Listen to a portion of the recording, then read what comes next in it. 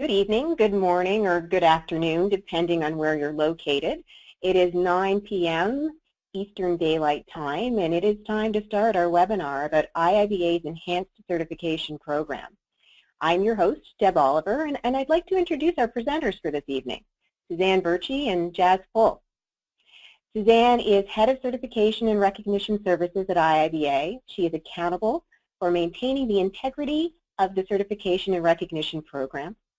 Suzanne is currently leading the Enhanced Certification Initiative to design and implement a new multi-level competency-based approach to business analysis certification. Welcome, Suzanne. We also have Jazz. Hi there, Suzanne. We also have Jazz Full with us. Jazz is the Associate Director for IIBA's Education Standards and Research Team. He has deep-rooted expertise in helping organizations leverage and integrate best practices designed to improve organization performance. Jazz now lends his experience to the business analysis community by providing innovative products and services at IIBA destined to drive better business outcomes. Welcome, Jazz. Hi, Deb. So today, Suzanne and Jazz are going to guide you through the new Enhanced Certification Program with specific focus on Certification Level 1. This includes the certification redesign process, the framework itself, and what you can expect over the next few months. We'll follow up the presentation with questions from you posed to both Suzanne and Jazz. So let's get started. Suzanne? Thanks, Deb, and welcome everyone to our webinar. I just want to start off before I get into the content of this presentation by saying that we've made an amazing amount of progress in developing and finalizing the framework for the Enhanced Certification Program as well as specific pieces. And we really could not have done this without the volunteers engaged and you, our stakeholders, engaged in every piece of the work. So thank you very much. We really appreciate your input, your time, and your effort on this initiative. So now I'll get started with the specific pieces of work that we have developed and finalized. The first step was really putting together a framework. I'll call it our straw model framework. Over the past couple of years, we had solicited informal feedback via our phone inquiries and email inquiries and just conversations with you, our stakeholders. We also did some formal interviews with our corporate members as well as with individuals at different points along the certification process. In addition to this, we did a market research and we conducted our practice analysis study. So all of these sources of information we were able to use to put together a straw model of a framework for the Enhanced Certification Program. And the first step in vetting this program and in really, I should say not vetting, but building the proposed framework took place in October. We held a face-to-face one-day workshop. It was facilitated by PSI, a vendor that is whose expertise is in developing professional certifications and developing exams for professional certifications. So they facilitated this meeting.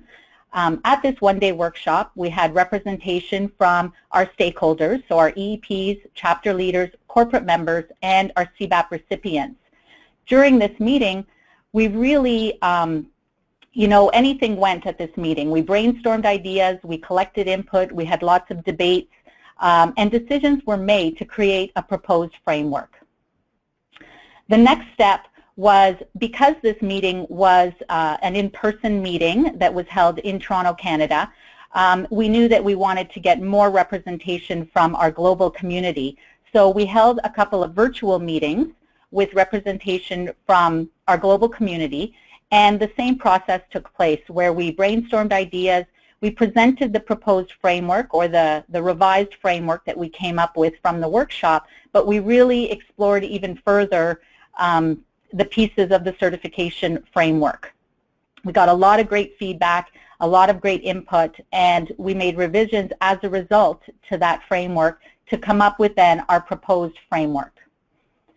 At that point, our framework and the initiative was announced at BBC, And we knew that we had a lot of work ahead of us, and we've made great progress, as I mentioned. We are on target for launching in September, but we wanted to get even more feedback. And at these virtual meetings and workshops, we had some specific areas or topics that really generated a lot more discussion than, say, other areas, a lot more debating, varying opinions.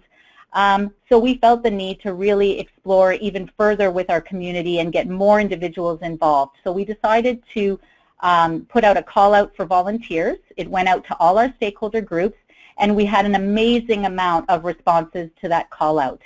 And our goal, which we've been staying true to, is to engage every individual in this initiative who responded with interest.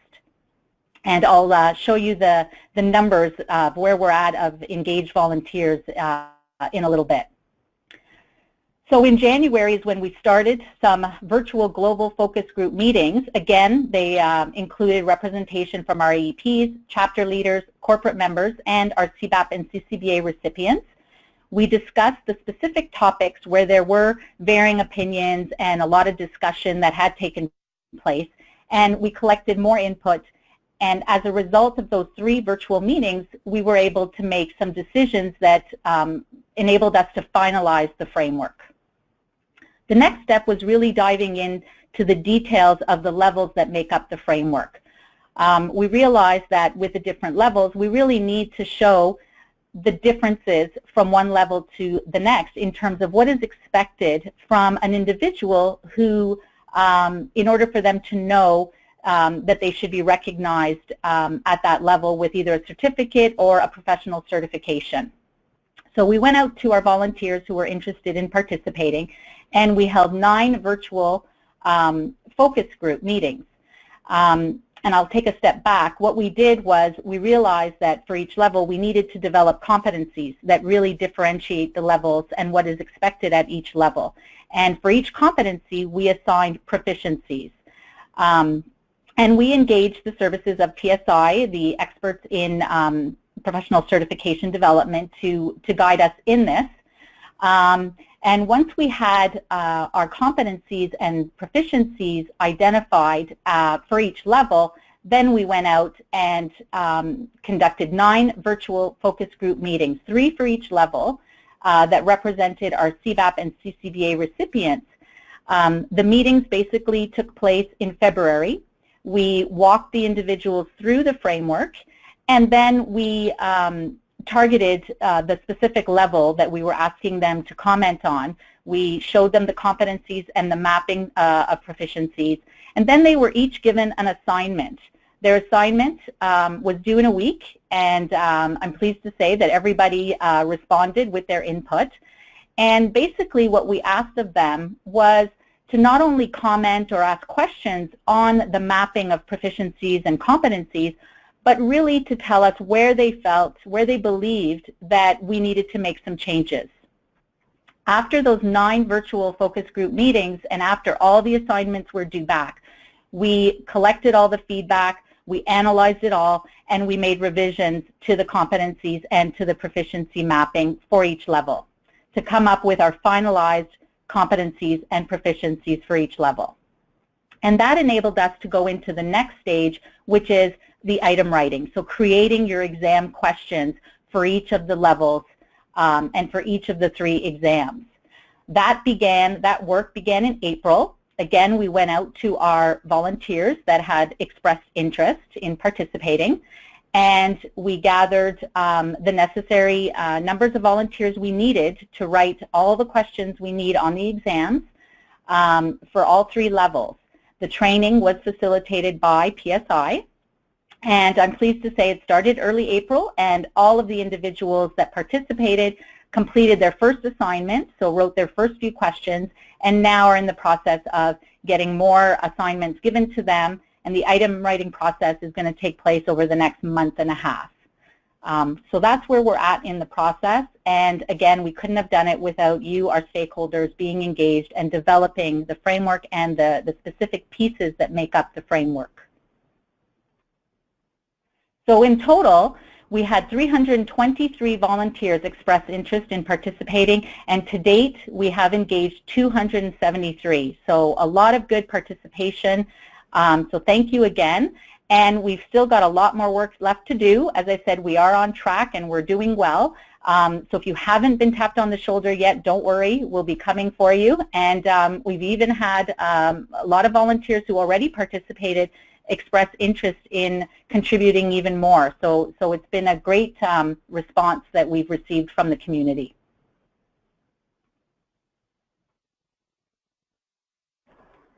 Daz, over to you. Thanks, Suzanne. And hello, everyone. It's a pleasure to be with you today. I want to come back to October 2015. And I don't want you to move the slide, but if you just picture the slide in your minds, Suzanne actually picked up the story partway through. What's interesting to note is the actual work to redesign this program started almost 3 years prior to that date. And it actually started in November of 2012. At that time, we completed market assessments. We conducted surveys to understand pain points and highlight opportunities. Through 2013, 2014, we engaged an independent consultant to conduct interviews to gather more feedback. We've reviewed every piece of feedback that we received about the certification program since 2012. In 2013, there was a practice analysis study that was completed, and I'll talk a little bit more about that later. We also vetted information with select corporate members through interviews. And the point is that there was a lot of work even leading us to that date of October 2015 when we kicked this off. And it's important to remember that. I also want to build on some of the comments that Suzanne made about stakeholder engagement.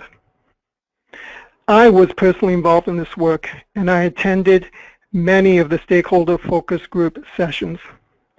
And I thought it might be interesting to see this visual on the screen now that represents the various countries from which we engage volunteers on this work.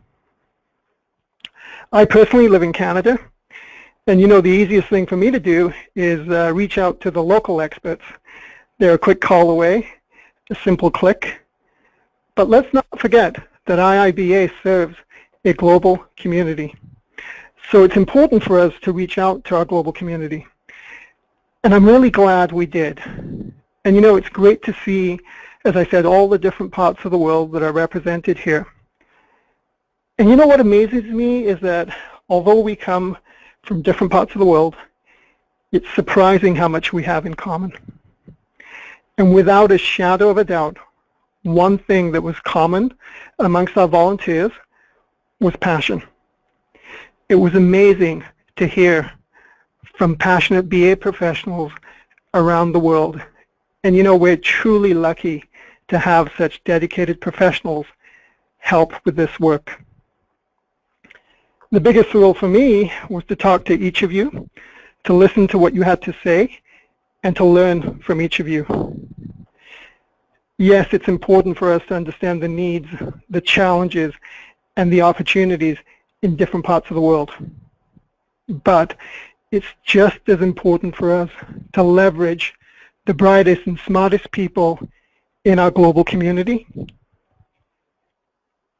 And this slide actually demonstrates that. And so having been involved in this work, I can emphatically say that the combined experience of our global community is allowing us to develop a world-class certification program. And we'll demonstrate that over the next few months as we discuss different aspects of the enhanced program. So I just want to echo what Suzanne said at the beginning, which is thank you everyone for contributing to this work. So, okay, Suzanne, back to you. Thanks, Daz. The next piece of or item that we wanted to make sure we shared with all of you is that prior to the work that we started in October, we felt it was really important that we have some principles to help guide us in the development of the framework, especially given the number of stakeholders that are involved, so including IIBA, PSI, and all the volunteers. We had to ensure that we were all on the same page, moving the framework forward and in developing the individual pieces. So I'm just going to speak to these principles a little bit. The first principle was really ensuring that we provided support for a complete career progression in the business analysis profession. From start or entry into the profession right through to retirement. Myself, I happened to fall into, quote unquote, the BA profession at the time based on the work that I was doing. Many of you may be in the same boat. There really wasn't a clear or defined career path at the time. And so we felt it was really important that we identify that career path and show that progression along the career path. Another key principle was ensuring that we show the differentiation from one level to the next in the career progression. So currently we know we have the CCBA and CBAP certifications. Other than the work experience requirements and the number of hours required, there really isn't much out there that we've provided in terms of materials to help differentiate what is expected of an individual at the CCBA level versus the CBAP level. And we know that our community, our professionals, our training providers, our employers who are hiring BAs, they need to know, what makes this person a CCBA versus a CBAP? What can I expect from them? So this is where we felt it really important to have a competency-based framework in place. The other principle that we wanted to ensure we had in place was to ensure that our framework really was a flexible framework that allowed alignment with other institutions and organizations that recognize BA professionals. And given the success of the CBAP designation, we wanted to capitalize on the CBAP brand as the recognized global gold standard for BA professionals. Our CBAP recipients worked hard for their designation. They're proud of their designation, and so they should be. And as a result, it is our global gold standard. So we wanted to capitalize on that brand. Daz, over to you. Okay, and I want to continue where Suzanne left off, but before I go there, just a couple of words about the importance of these key principles. These key principles really describe what we believe and the values that guide the development of the certification program. So in effect, these principles remind us what's important, and they shape how we execute the work. And the reason that we created them and made them public was that when we engaged others in this work, we want you to understand these principles, and we want you to hold us to these principles. So that's why these are really important. So continuing where Suzanne left off, we said that we would leverage the voice of the customer. And we've done that. We've reached out far and wide. We've listened to what you had to say. And in many ways, you have dictated what we do. And there's countless examples, everything from helping shape the eligibility requirements to the assessment criteria at each level. Everything from naming levels to branding decisions. And it's not just the development of the certification framework, but also what we implement and how fast we implement it. We listened, and we've taken your comments seriously. But more importantly, we've acted on your feedback. And moving to the final key principle, we also said we will engage our community every step of the way. And we've done that. Every piece of work we've completed has been shaped by you. And every piece of work has been validated by you. And as we continue to discuss this work today and in the coming months, you'll see that we've stayed true to these key principles. Okay, Suzanne, what would you like to talk about next? I'm going to talk about the 4-level certification framework. So here is a good graphic of our 4 levels. You'll notice the naming. The branding and the naming has not been finalized yet. We will be communicating that at one of our webinars that I'll speak to you know, our communication and our plan for our deliverables and for communicating the work later in a few slides. So just think of these, the naming that's here as placeholders. So level 1 and level 4 are our net new certifications that we're offering with this framework. CCBA is there to show that, you know, for those that are currently certified as a CCBA, you will map to level 2 in the new framework. And same as CBAP, for those who are certified, you will be mapped to the level 3, which means for both of these designations, you will not have to take the revised exam or the new exams or reapply. And an example of us taking feedback is, you know, in past focus groups, we had, because we wanted to capitalize as much as possible on the brand of CBAP and the success of CBAP, we had been thinking about, you know, having an umbrella program where the levels would be under the CBAP.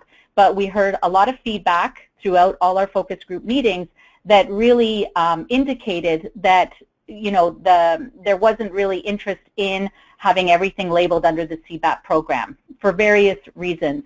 So this is an example of us taking that feedback and making a change to the direction of our program, our framework, really taking your voice into consideration and doing what will meet the needs of our BA community.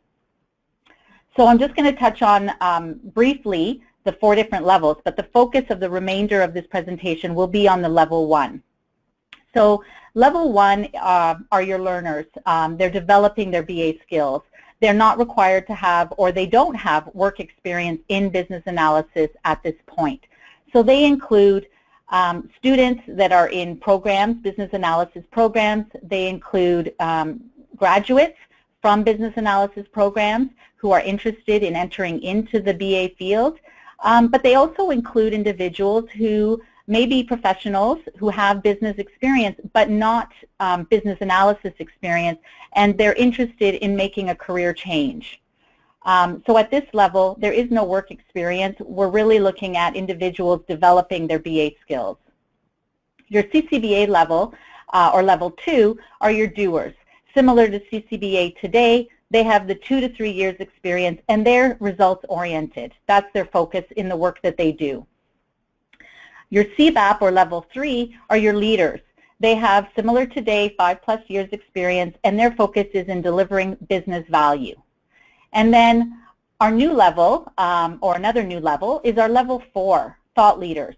We're looking at 10+ years experience, and not only are they leaders within their organization, advancing the BA profession within their organization, but they take it a step further. They're advancing the BA profession in the industry. They're giving back to the community. And we heard a lot of feedback and a lot of requests over the past few years for that level. What's next after I gain my CBAP certification?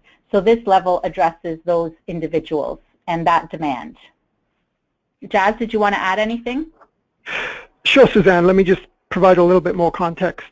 One of our fundamental goals was really to provide career progression and to be able to support that and recognize all the way from entry into the profession through onto retirement.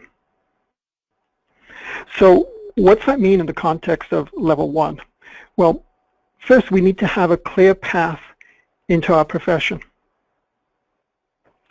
And that's what level 1 is all about. You know, in the past, our first primary certification is a CCBA. The challenge there is you need 3,750 hours of BA-related work experience that's aligned with the BABAC guide. That's over 2 years of full-time work experience.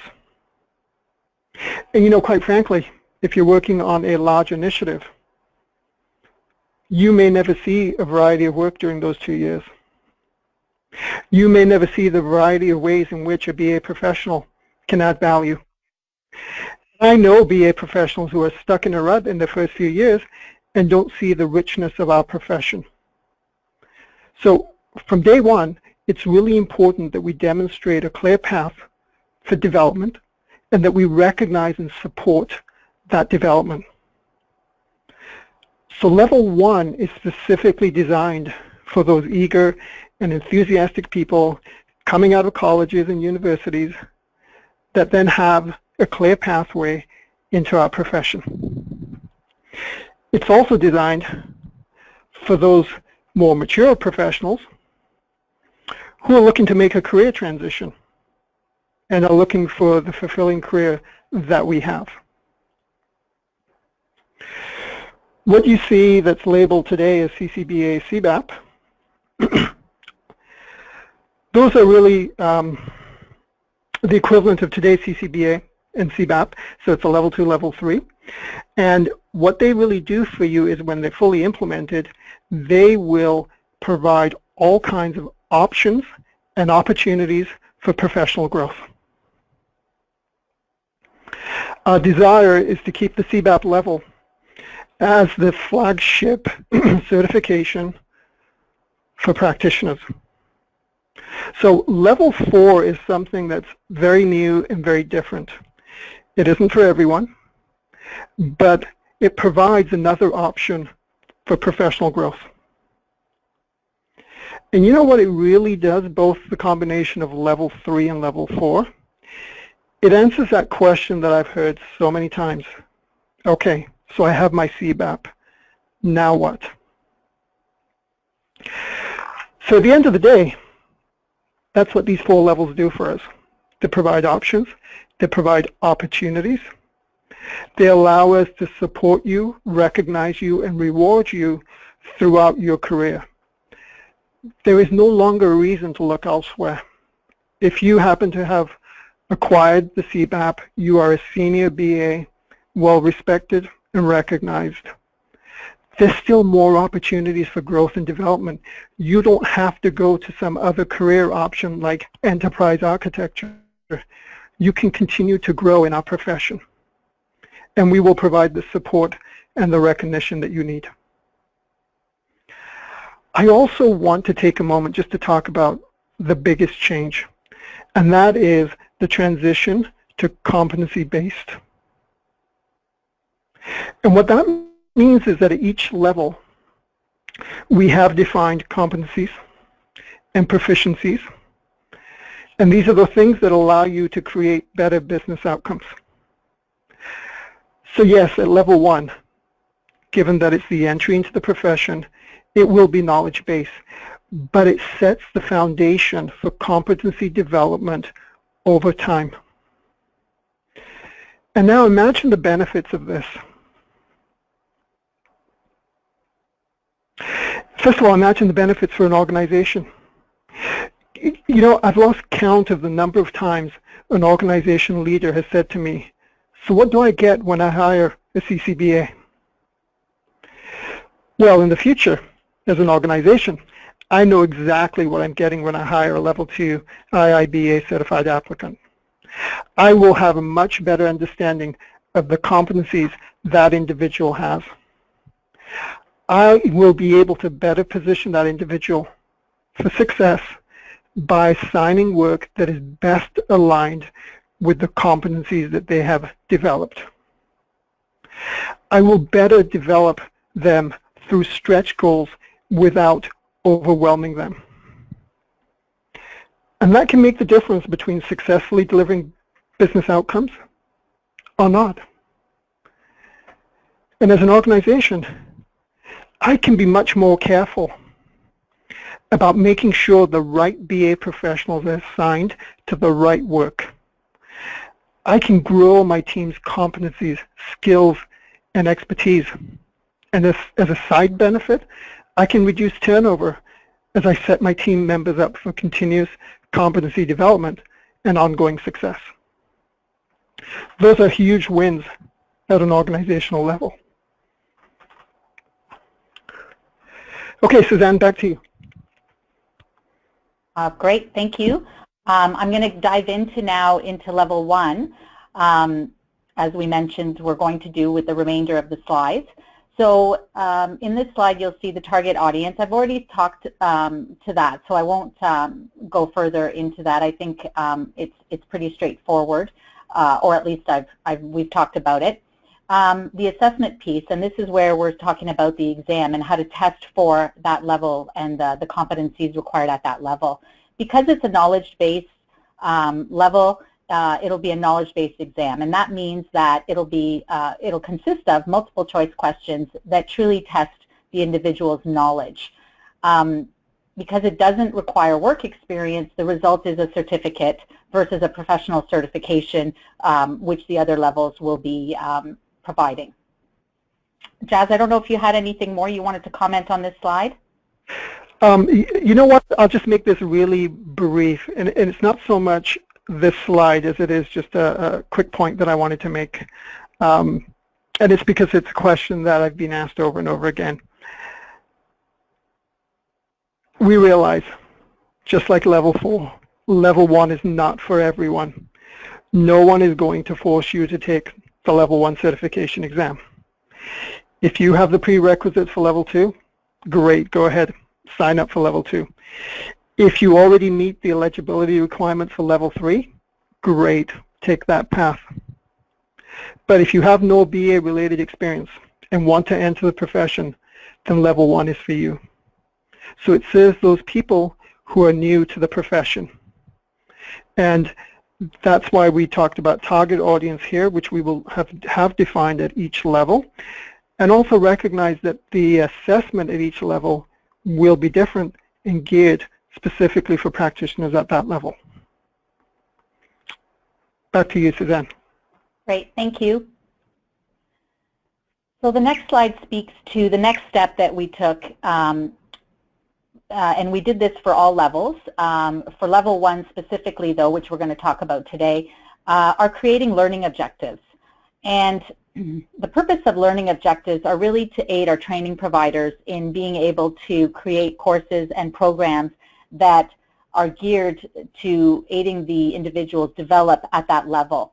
So what we did to develop them is they're derived from the competencies and the proficiencies, and they're just worded in a format that is conducive to a learning objective that truly can be taken away by the training providers to create their content, their course and their program content.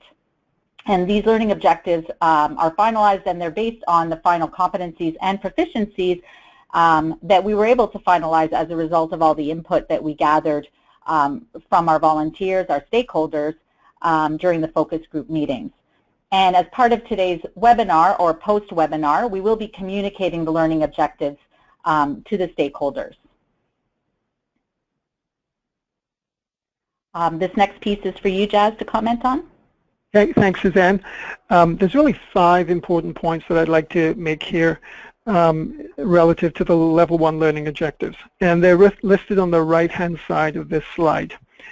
The first one, it was really important to us that we followed good practices for developing level 1 learning objectives.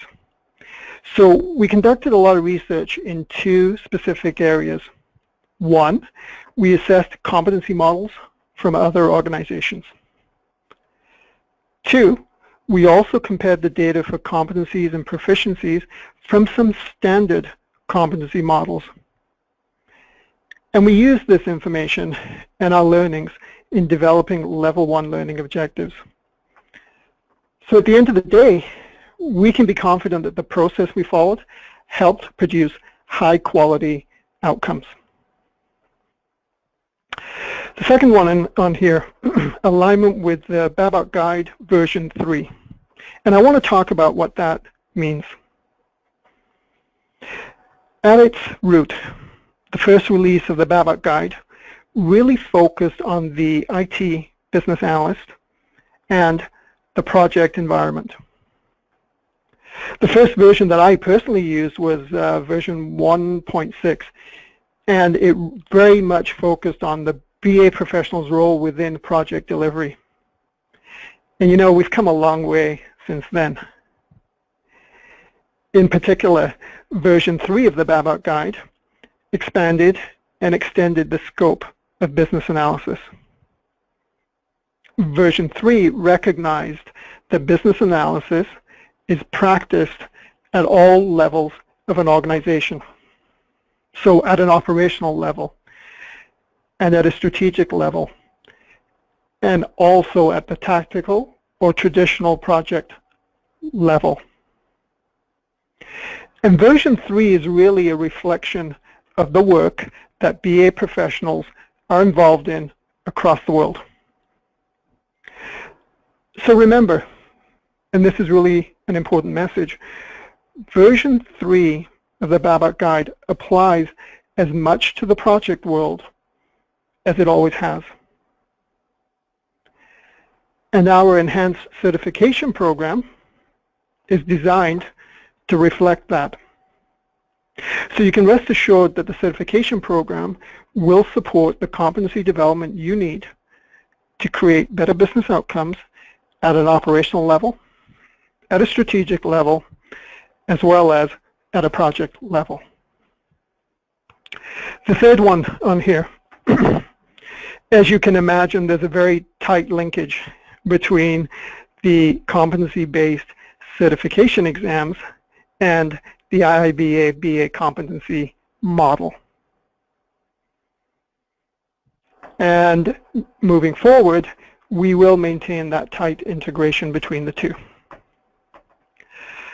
The fourth item, I promised you I would talk about the practice analysis study a little bit later, so let's get into that right now. For those of you that may not be aware, every few years we complete what's called a practice analysis study. This is also called a role delineation study.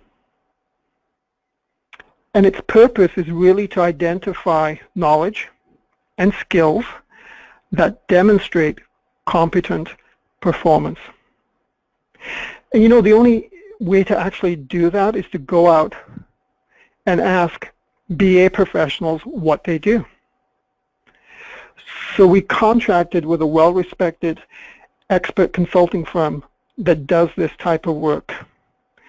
They used a very rigorous, disciplined process, adhering to testing and measurement standards.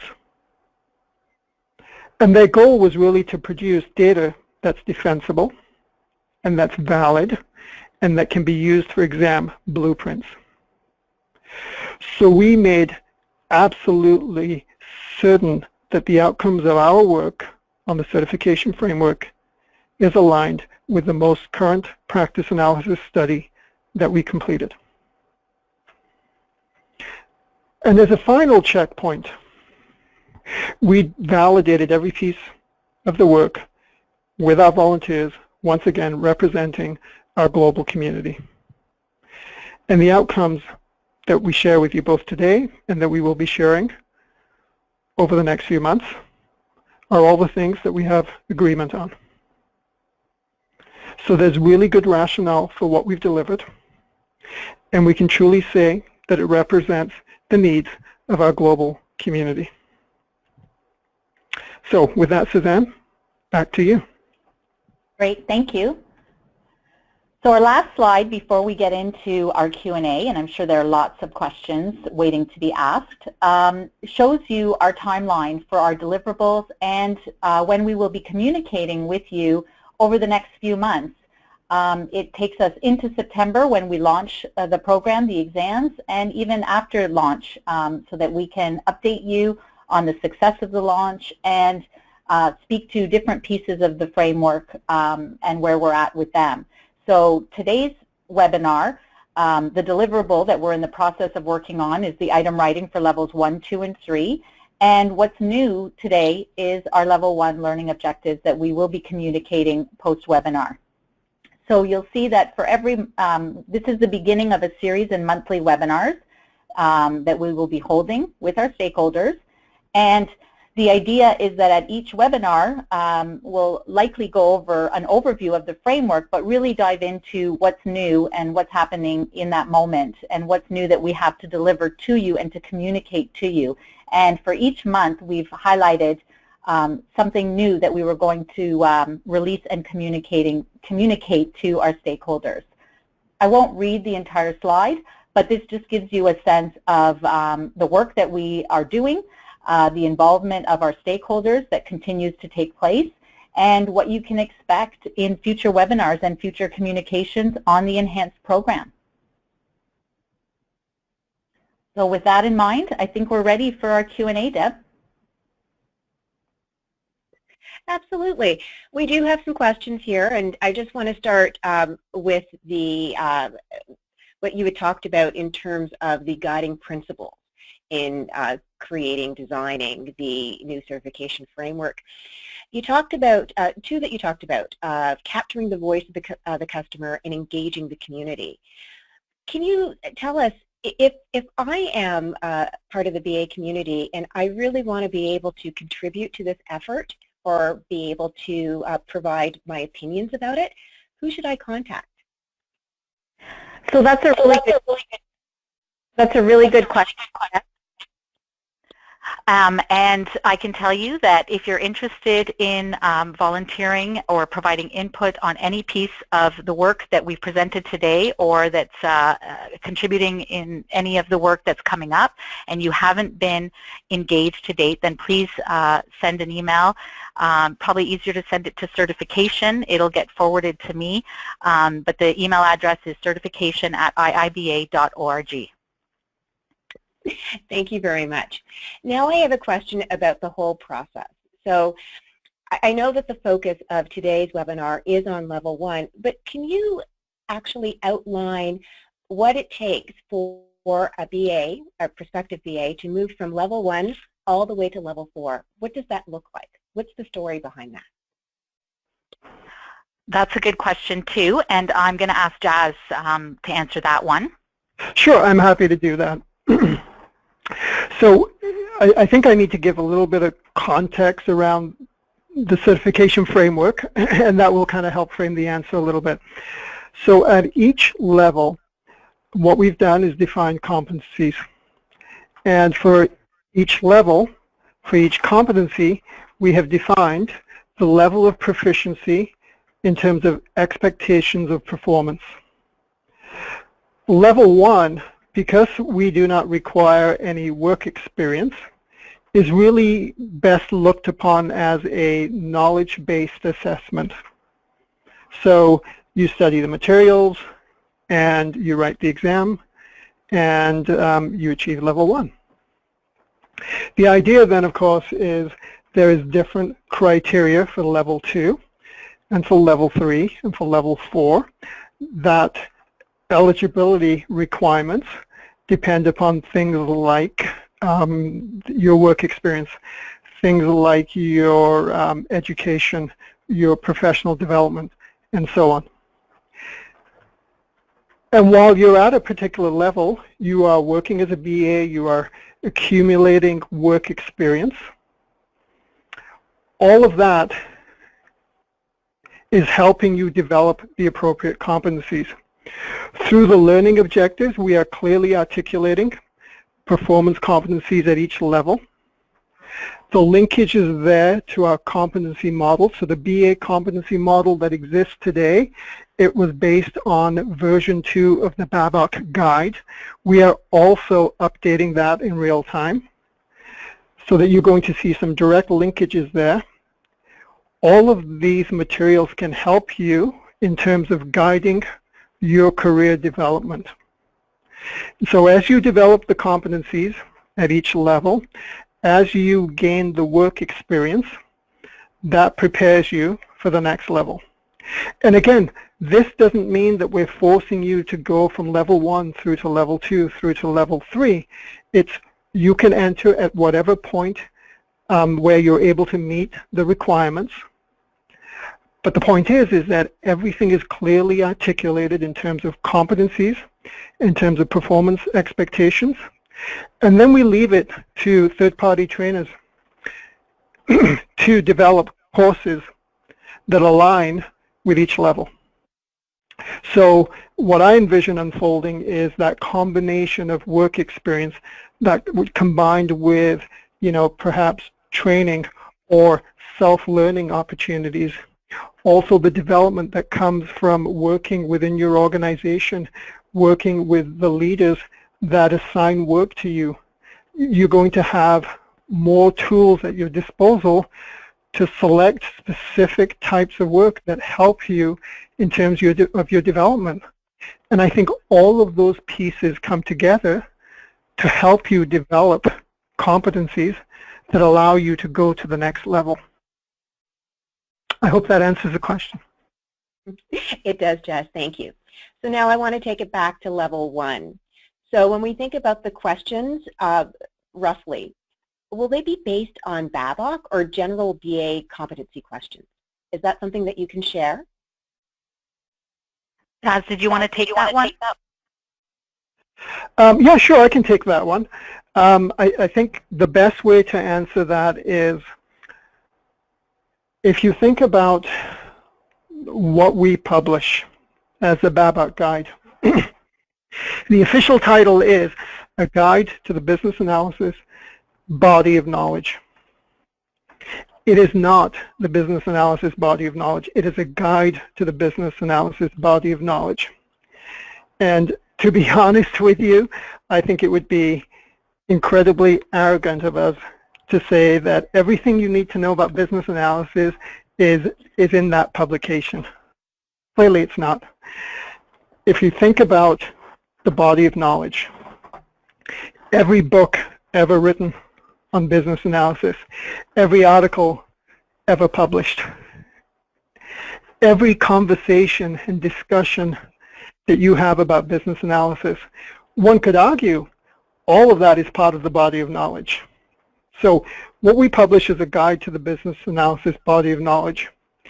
It is true that the majority of questions are going to be in some way based on the BABOK guide, but in no way will it be 100% of the questions. We recognize that there are other good sources of business analysis knowledge, and in all good consciousness, we need to be able to test competencies that are developed by virtue of learning and applying all of these good concepts wherever they come from. Thank you, Deb. Thank you. So you've spent a great deal of the time in the presentation talking about engaging the community, gathering feedback from the community, creating a certification program that represents and is shaped by the community. Will we be doing the same thing for the pilot exams? Or for the exams, will we be actually piloting them? Suzanne, I'm going to let you take this one. Okay. That's another good question, and we are still in the process of determining what the approach is going to be for launching the exams, but we know that we will need to pilot them, and so we will be looking to our stakeholders and our community, obviously, to be involved in the pilots. We just haven't defined that process yet. So I guess the answer is yes, but more to come. Okay, thank you, Suzanne. I have another question, a practical question in terms of people that are already certified for CBAP and they're looking for recertification. How is that going to be impacted by the changes that are happening this coming year? So the recertification process will be similar. We still have to finalize the process and the requirements, but really I don't envision, or we don't envision much in terms of changing in terms of the CDUs that you need to earn to recertify, the categories that they apply to. We are going to, we are reviewing that and ensuring that, again, it meets the needs of the community, follows industry best practices, and all of that good stuff. But I don't see it, or we don't see it being a significant difference in the way we approach it today. Thank you, Suzanne. I do have a question about when the new exams will be ready. So they will be ready in September, but does that schedule apply globally? Meaning, if I'm a person from Melbourne, Australia, will I be able to take the exam in Melbourne, Australia? So typically, based on experience with launching exams, even when we switched over, to version 2 of the exams, yes, once they're available at via, right now our vendor is Prometric, so once they're available at one test center, they're available at all test centers. So every test center that offers IIBA exams, they would be available at the same time. Thank you. So in terms of actually becoming certified and taking your exam, what advice would you give anyone that is thinking about taking their exam? Should they be waiting for Q3, the new exam, or is it something that they should be doing now? That's a good question, and we have had that question before. I believe, and what we've been telling individuals is that if you have been preparing for the current exams, so they are aligned with BA Bach Guide version 2, and you meet the requirements, then there's no reason to wait until the revised exams and the new program launches. So it's really an individual decision in terms of your readiness and in meeting the requirements. Thank you. I have a question about the new competencies. How would we recognize them within the new IIBA certification levels? Is it possible that there's a new skill that IIBA doesn't list or acknowledge and it's needed towards moving into the new, to the next certification level? Jazz, do you want to comment on that one?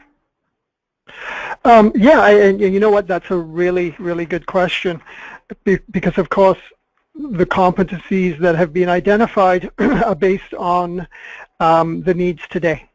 Now, as you know, one of the things that we're very sensitive to is not only meeting the needs of our community today, but also looking out 2 to 3 to 4 years and really thinking about how things are changing in the world. And by things, what I really mean is there's 3 aspects to business analysis that we need to pay a lot of attention to, right? We have to be very focused on the disciplines of business analysis. We have to be very focused on the practices of business analysis. And of course, we have to be very focused on the profession of business analysis. And what that really means is be very sensitive to organizational needs and be very sensitive to how the role is changing and how expectations of BA professionals is changing.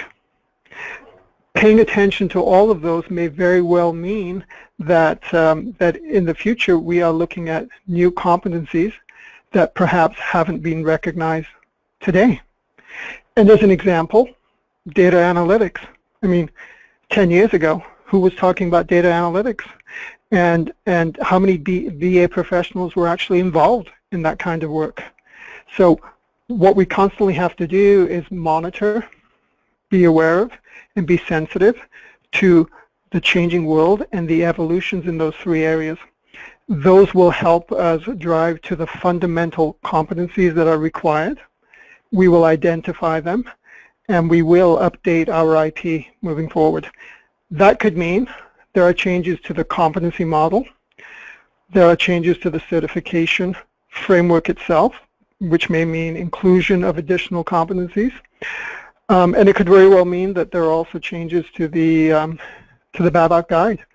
And we will put in place a dynamic process where we can react to those changes and make sure that our IP reflects the most current needs of our global community. Thank you, Jazz. So I want to bring us back to the framework, a pyramid with 4 distinct levels. Is the expectation that a BA will climb the pyramid and hit every step? Or is there a possibility of skipping some steps as you're going through building up your career? Yes, to the latter. Depending on where you're at in your career progression and the work experience hours that you have under your belt and being able to meet the requirements for that level, we will not, expect anyone or force anyone to go through level 1 through to level 4. You can enter in at any point in time you know, if you meet, as long as you meet the requirements and expectations, competency behaviors for that level. Thank you, Suzanne.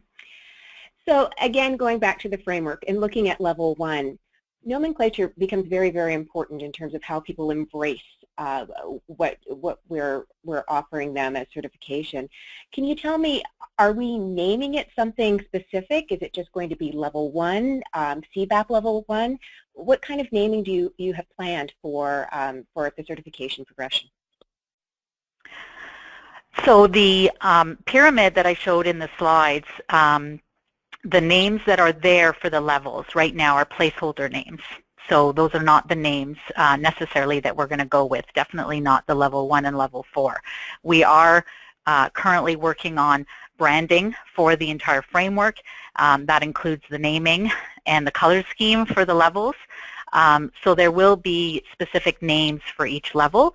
We're just not at the point where we're ready to release that information. But one of the webinars that we will be having in the next couple of months, and I believe it's the June one, that is one of the new pieces of information we will want to release at that point, is the branding. And if I could add to that, I'm sorry, I was just going to add one additional comment. I think what's really important there too is we've received a lot of feedback from our global community around the naming and around the branding. And I think the only reason that we're not talking about it today is that we are carefully considering all of that feedback. So you will hear about it soon. It's just, it hasn't been finalized for today. Thank you for adding to that. So let's talk about the exams. So there is a question here about just getting clarification that as a level 1 person, I have to take an exam. If I want to go to level 2, my CCBA, I have to take a second exam. If I want to go to level 3, a CBAP, I have to take a third exam. Can you just talk through that process and a bit of the thought behind it? Sure. So each exam at each level tests for the specific competencies that will be expected and communicated for each level. So for level 1, as we mentioned, you know, this is around developing BA skills. The individual is learning about the role, business analysis. So that exam is testing them on that knowledge. As you move into the other levels, there's different exams where the exams are testing you on the competencies expected at that level. So level 2, for instance, or CCBA, will be more focused on scenario-based questions, where it's really testing you on your practical application. And the competencies will demonstrate or will show the individual what it is that is expected at that level and that what they can expect to be tested on. Same with level 3, it's testing the practical application, but the questions are going to get more into, because of the leadership, the expert level, going to get more into case studies, for example. So the exams are all different. You don't need to go through each level. You can go at whatever level you're ready for or feel that you meet the competencies for that level, and the exams are different and test specifically for the competencies at that level. Thank you, Suzanne. I'm just looking at the time. We actually do have time just for one more question. So you spent some time in the presentation talking about the work that was done to get us to the stage we are right now, and for planning for the future efforts that are going to take place. And one of the things that you had mentioned is that you spent some time looking at other certifications within the business analysis space. Can you tell us if there is a plan to recognize other organization certifications within our new framework? Jazz, did you want to talk to that one? Sure, I can talk to that one. I think the short answer is yes, and I'm going to provide a little bit of qualification around that. So the idea is that not only do we want to reach out to other professional associations in the business analysis space, But there's also an opportunity to reach out to complementary professional associations. So as an example, business architecture. As you know, business architecture was a perspective that was added in version 3. Why did we add it? Well, the first thing was underlying competencies. If you look at the underlying competencies for a BA professional, they are very well aligned with the underlying competencies for a business architect. And there's a very natural career path progression for a BA professional working through the ranks of business analysis up through into business architecture. So the design of the certification program allows for us in the future to reach out to those complementary associations, professional associations, and leverage whatever exams they have in place. What we would do is make sure that their exams meet certain criteria. So that criteria could, for example, include learning objectives. For each level, we are defining learning objectives. So as an example, we could identify learning objectives at level 3, reach out to a professional association that's complementary, that provides options and opportunities for BA professionals, and assess their offerings in relation to our level 3 learning objectives. And if there's alignment there, then all of a sudden what we've done is opened up some opportunities by recognizing their certification program. So there's opportunities like that. There's also opportunities to reach out to business analysis related professional associations. So as you know, we have a MOU announcement that we made regarding BCS and regarding IIREB. One of the things that we will be looking at is how can we simplify options for our global BA community. So one of the things that we will be doing is assessing their certification offerings and seeing if we can collaborate and work together to provide greater clarity around our certification programs. So yes, there's lots of opportunities to reach out to both like-minded as well as complementary professional associations, and our flexible certification model allows us to do that. Thank you, Jazz. It's 10:02. It is time to end the webinar. We do have a lot of questions posted in our question box. So I just want everyone to know that we will work with Suzanne and Jazz to provide answers to the questions that you have posed. In the meantime, if you have some questions about what's happening with the program as well, you can have a look at our frequently asked questions, and you can go onto our IIBA website and go to www.iiba.org, certification 2016, and look and see if some of the questions that you have been answered within the frequently asked questions portion of the website. For all of you as well, we want to let you know that this session has been recorded and it will be posted in the webinar section of the website, so you will have access to the slides within this presentation. So again, I want to thank everyone for joining us. I want to thank you, Suzanne and Jazz, for providing information, insight into what is happening with the certification program for 2016. And we look forward to hearing from you again when we learn more about Level 2, Level 3, and Level 4. Thank you, everyone. Have a good night or a good day. Take care.